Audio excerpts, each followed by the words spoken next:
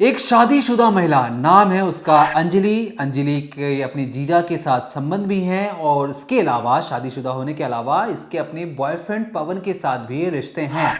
पवन छोड़िए, जीजा के दोस्तों और पवन के कुछ दोस्तों के साथ भी इसकी लगातार बातचीत चलती है और कहते हैं कि इसके साथ भी इसका रिलेशन है। तस्वीरों में जिसका आप चेहरा देख रहे हैं ये वही औरत है, नाम है इसका अंजलि। साइड में जो दोनों खड़े हैं ये दोनों भी इसी महिला के प्यार में पागल हैं। अभी करते क्या है उसके बारे में मैं आपको आगे बताऊंगा, लेकिन याद रखिए ये जो महिला है, जो अंजलि है, इसे मोहब्बत हो जाती है 3 गैर मर्दों से प्यार करने के अलावा एक और मर्द से, जिसका नाम है तरुण पवार। तरुण पवार यूपी के गाजियाबाद में इंटीरियर डिजाइनर का काम करते हैं। उम्र है इनकी 35 साल, जिसकी तस्वीर आप अपनी स्क्रीन पर भी देख भी रहे हैं। तरुण पवार बहुत ज़्यादा मेहनती है, बहुत अच्छा काम भी करता है और इसी बलबूते उसने अपने परिवार को खुश भी रखा हुआ है। और यहाँ पर एक प्रोफेशनल लाइफ की बात छोड़ दें तो पर्सनल लाइफ में भी तरुण पवार की जो मोहब्बत की कहानी है वो अंजलि के साथ बदस्तूर चल रही थी। इस बात से बेखबर कि जो अंजलि है वो पहले से शादीशुदा है, उसके कई मर्दों से रिलेशन है, यहां तक कि वो कई और मर्दों से बातचीत भी करती है। इस बात से बिल्कुल बेखबर कि उसे लग रहा था कि सच्ची मोहब्बत है। कई दिनों बाद उसे पहला प्यार मिला है और ये मोहब्बत को कुछ नाम भी देना चाहता था तरुण पवार। परिवार को इसके बारे में कोई जानकारी नहीं थी। कई दिनों से या कई महीनों से ये रिलेशन लगातार चल ही रहा था। इस बीच इनका साथ में घूमना फिरना, अंजलि और तरुण का मॉल में जाना, शॉपिंग करना, एक दूसरे के घर आना जाना। एक रोज़ तरुण पवार घर नहीं लौटता है और कई घंटे बीत जाते हैं, रात हो जाती है। परिवार को लगता है कि हो सकता है कि बेटा कहीं इधर उधर गया हो। कई फ़ोन कॉल ट्राई करने के बाद, इधर उधर ढूंढने के बाद उन्हें पता लगता है कि बेटे का कॉल लग नहीं रहा। तो उन्हें शक होता है कि हो सकता है बेटा कहीं किडनैप हो गया हो, क्योंकि उसकी इतनी अच्छी नौकरी थी, इंटीरियर डिज़ाइनर का वो काम कर ही रहा था। इसके बाद परिवार चारों तरफ ढूंढने के बाद, रिश्तेदारों में पूछने के बाद वो गाज़ियाबाद के एक पुलिस थाने में जाता है और कहते हैं कि हमारे बेटे को किडनैप कर लिया है, माई बाप आप इसे ढूंढिए। इसके बाद गाज़ियाबाद पुलिस एक्टिव होती है। वो पुरानी जितनी भी चीज़ें थी उसकी कुंडली खंगालनी शुरू करती है। तो पता लगता है कि जो तरुण पवार है वो एक तरीके से रिलेशनशिप में था, उसकी गर्लफ्रेंड थी, नाम था उसका अंजलि। दोनों इस प्यार को कुछ नाम भी देना चाहते थे। जब पुलिस अंजलि तक पहुंचती तो अंजलि से पूछा जाता है कि बताओ तरुण पवार के बारे में तुमने कहाँ देखा, क्या जानती हो। इसके बाद जो अंजलि टाल मटोल करके जवाब दे रही थी, ठीक ठाक जवाब नहीं दे रही थी, तो पुलिस का जो पहला शक था वो अंजलि पर तो आ ही गया था। इसके बाद बारी थी कि अंजलि की कुंडली खंगाली जाए। तो पता लगा कि ये दोनों जो रिलेशनशिप में थे, जो तरुण और अंजलि दोनों रिलेशनशिप में थे, अंजलि पहले से शादीशुदा है और यहाँ तक कि उसका एक बॉयफ्रेंड भी है, नाम है उसका पवन। कहानी यहीं ख़त्म नहीं होती है। पुलिस जब आगे जांच करती है तो पता लगता है कि इसके तो अपने जीजा के साथ भी रिलेशन है, शारीरिक संबंध बनाए जाते हैं।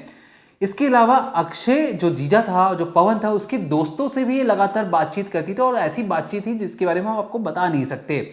तो अंजलि कहीं ना कहीं जो तरुण से जो बातचीत कर रही थी, पुलिस को समझ में आ गया कि हो ना हो ये महज एक टाइम पास हो सकता है, मन बहलाने वाला एक काम हो सकता है। सच्ची मोहब्बत तो अंजलि तरुण के साथ बिल्कुल भी नहीं कर रही थी।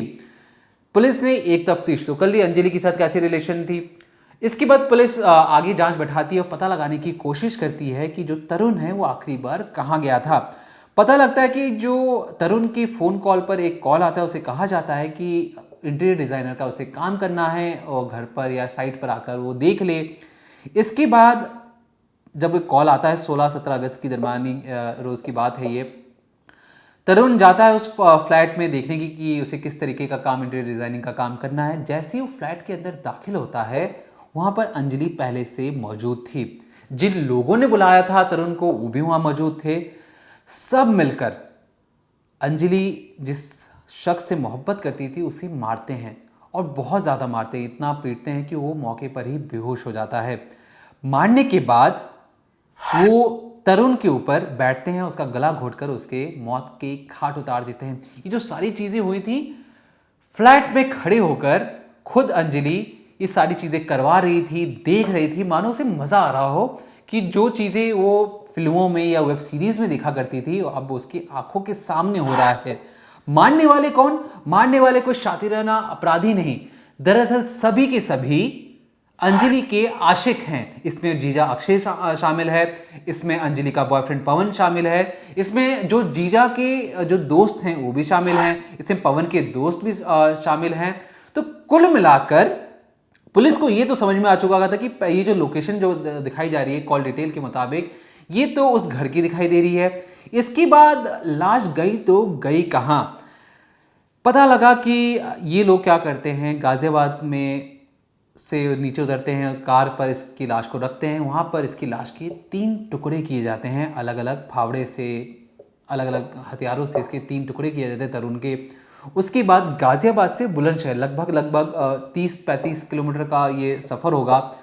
रास्ते में सुनसान इलाके भी पड़ते हैं, तो जहाँ जहाँ सुनसान इलाके थे ये बॉडी पार्ट्स को काट काट कर अलग अलग नहरों में, जंगलों में, रास्ते के आसपास फेंकते हुए जा रहे थे चलती हुई गाड़ी से, इस उम्मीद में कि अगर कल को पुलिस इन्हें पकड़ती भी है या पुलिस को कभी लाश मिलती भी है तो पुलिस कड़ी से कड़ी कभी नहीं मिला पाएगी। ये शातिराना अपराधी थे, ये सोच रहे थे कि पुलिस इन तक शायद ही कभी पहुंचे। इसके बाद जब पुलिस को ये सारी चीज़ें भनक लगती है, पुलिस जाके मौका वारदात से पैर बरामद कर पाती है। अभी तक पूरी बॉडी मिल भी नहीं पाई है। फौरन ही पैर का DNA करवाया जाता है और पता लगता है कि ये तरुण पवार का ही है। इसके बाद बॉडी की जो बाकी पार्ट्स थे वो मिलना इतना मुश्किल हो गया है कि अब उन्हें जो गाड़ी चला के ले गए थे उन्हें ये तक याद नहीं है कि उन्होंने चलती हुई गाड़ी से किस इलाके में उसके हिस्सों को फेंका था। अब जब पुलिस पवन, अक्षय, इन तीनों को गिरफ्तार करती है, पूछा जाता है कि तुम्हारा मोटिव क्या था, मकसद क्या था।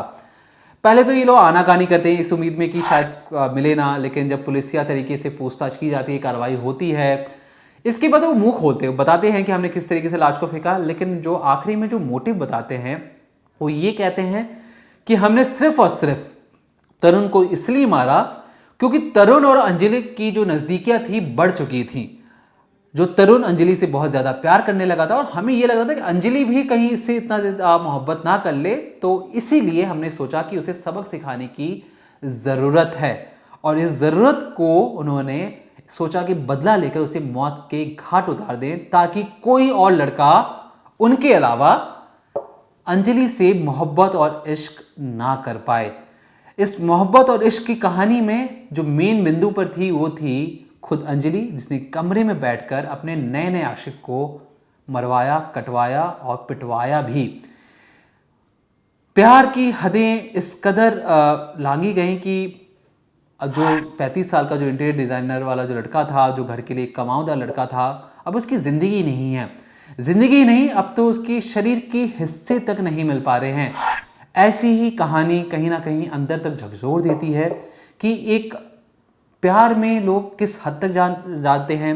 लोग आगे पीछे की चीज़ें सोचना भूल जाते हैं कि उसकी पिछली ज़िंदगी कैसी थी, क्या वो शादीशुदा है, क्या उसने बैकग्राउंड चेक करने की कोशिश की कि नहीं की। क्योंकि शहरीकरण हमारे देश में हो चुका है, लेकिन शहरीकरण के चक्कर में जो लोग अपनी ज़िंदगी के साथ और दूसरों की ज़िंदगी के साथ जिस तरीके से खेल रहे हैं वो अपने आप में भयभीत करने वाला है और रोंगटे खड़े करने वाला है। कुछ ऐसी ही कहानी थी, मुझे लगा कि आज आपके लिए कुछ हटकर कहानी लेके आएँ और जो ये कहानी अंदर तक डराती है कि किस तरीके से एक लड़की जो आपसे बहुत ज़्यादा मोहब्बत करती है वही आपको कटवाने पर, आपको मरवाने के लिए आतुर हो जाए तो आप क्या करेंगे। ऐसे ही सवालों के साथ देखते रहिए क्राइम तक।